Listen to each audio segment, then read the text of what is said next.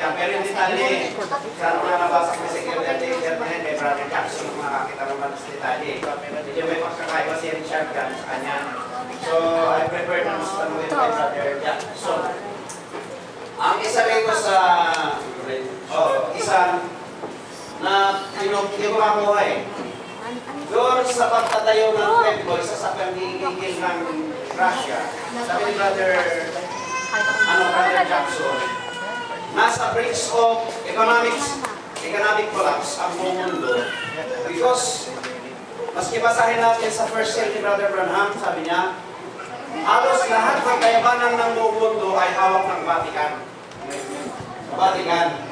So, itatayo yung third temple. Hindi yata yan. Yung third temple at yung buong kayamanan ng Vatican, ito, kung susundan natin at saka Israel, alam niyo kung titingnan niyo sa history at sa gera, mga sa CFR, yung Community of Foreign Relations, kontrolado ng Israel yung lahat ng oil. Tingnan niyo ito, OPEC, oh. Ang sinigil lang yung mga gera, at itong gera ni George Bush, lahat, pinagkukuha lahat ng kayamanan ng Saudi Arabia. Ang may hawak na ngayon ay ang mga Hudyo, ang black gold, yung oil. Sa kwento naman, dito sa pinira niya, let's say, in Israel, may nakabaon daw rito ng gold deposits. Makikita rin niyo, wealth ng Pilipinas, na gera si Macampos, nahakot lahat ng ginto sa Pilipinas, iba sa Marcos, para ng ginto. Pupunta na siya ron sa Amerika rin na nakawat ng CIA. So, ganito, dinadagdag lang. Ngayon, ito mo kay petroleum plant. Kung titingnan niya po mga gera-gera ginagawa nila.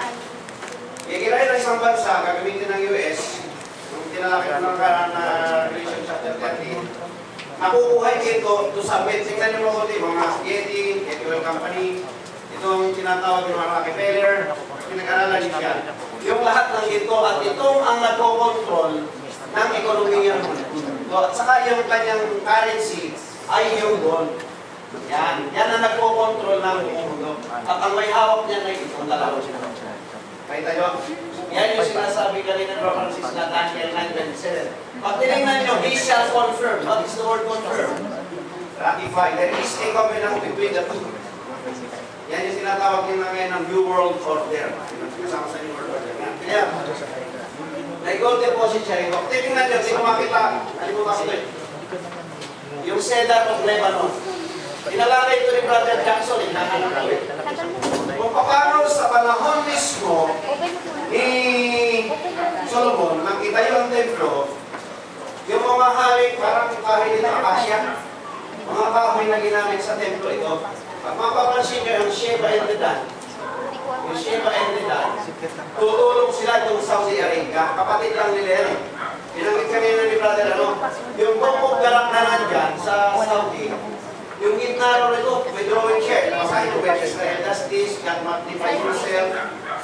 At pinasa nyo yan, yung series ni Brother Jackson regarding sa Middle East.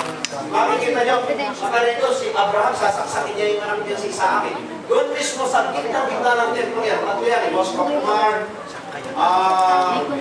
yung kay Solomon's Stable, sa aming isa pa.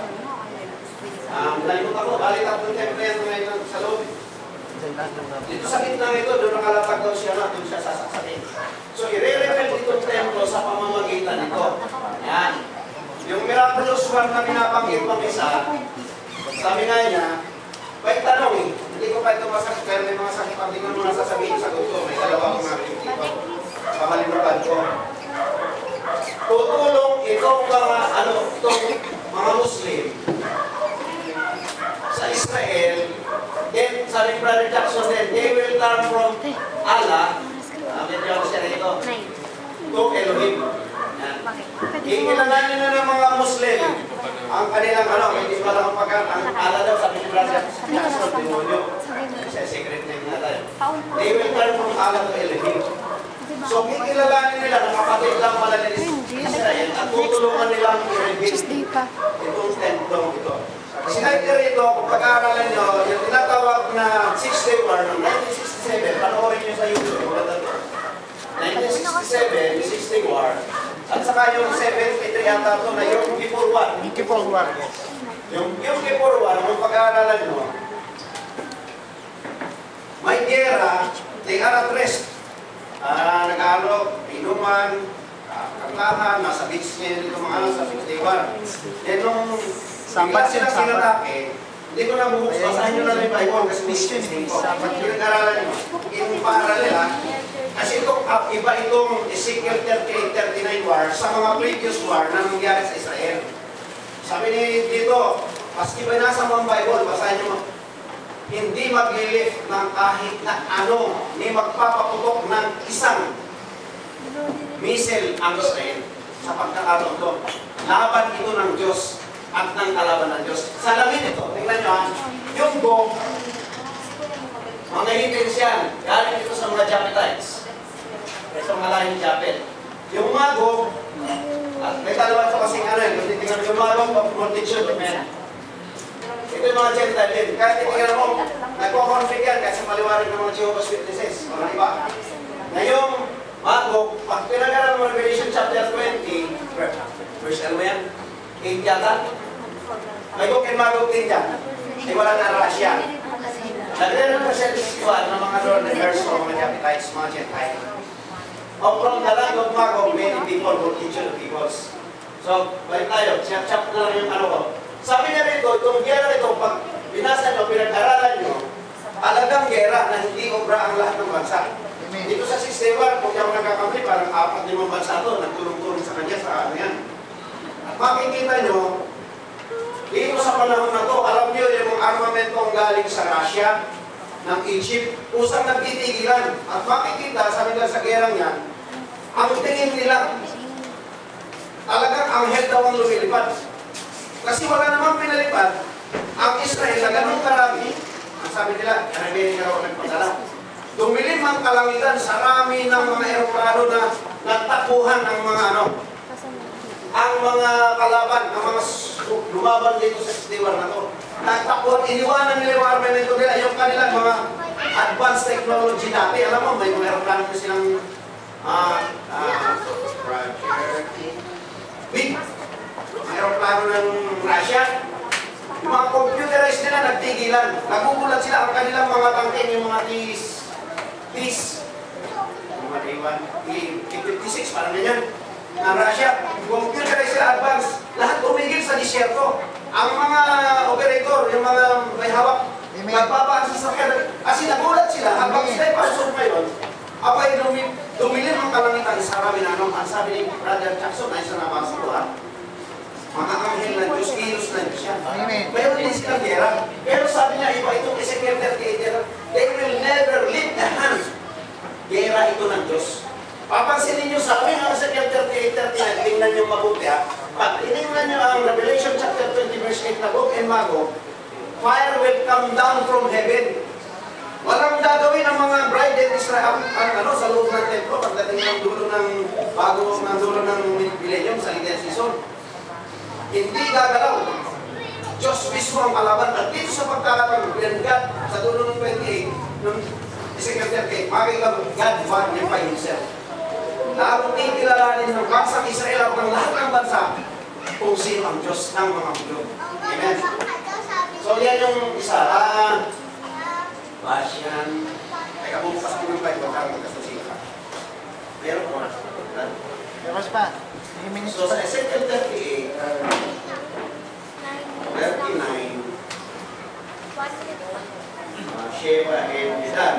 Ang ano ko dito, sa nakikita ko, yung 5 allies ng Russia, puro Shia Muslim yan. Pag pinag-aralan nyo yung doktrina ng Shia Muslim at saka yung kabila, Sunni, mas mababagsik ang Shia. At yan ang makaka-counterpart ng Russia. May pinanggit dito rin si Brother Gam, which I agree. Wala sa isip nilang Diyos. Ang iniisip ng Russia is for economic din. Kung paano yung nararamdaman ngayon ng 710 ang 10 horns ng European Union na magkaroon ng tinatawag na utopia. Ang pinipilit nila ngayon, maging parang millennial kingdom na. Sa pamamagitan ng kanilang economic boom nila na kontrolado nila ngayon, awak-awak nila ang rest ng mundo, na sinasakyan ng babae. Pastor Dani, sinasakyan ng babae. Kontrolado ng Vatican ngayon ang 7 heads and 10 horns. 7 heads and 10 horns. Kontrolado nila yan. At ang kayamanan ay nasa kanila. Ganon din ngayon. Yan ngayon ang pinoprogram. So, salamin siya ng mga darating. Hindi pasok yan na review. Sana nabalikan. Pero siguro sa susunod, pwede natin pag-sharean. Yung, sabi niya dito, saan ko? Okay. And thou shalt ascend and come like a storm. Ito yung Russia, Moscow, Meshek, kasama ang 5 allies. And like a storm, and thou, sa verse 9, thou shalt ascend and come like a storm, and shall be like a cloud to cover the land. Thou and all thy bands, and many people with thee. Thus saith the Lord, sa 10, God, it shall also come to pass that at the same time shall things come unto thy mind, and there shall think an evil thought. So, dito ko na muna, marami ko gusto sabihin, pero hindi siya naman. So, salamat sa Diyos at least nakatulong ang presentation natin. Amen. Okay, salamat. Bago ko tawagin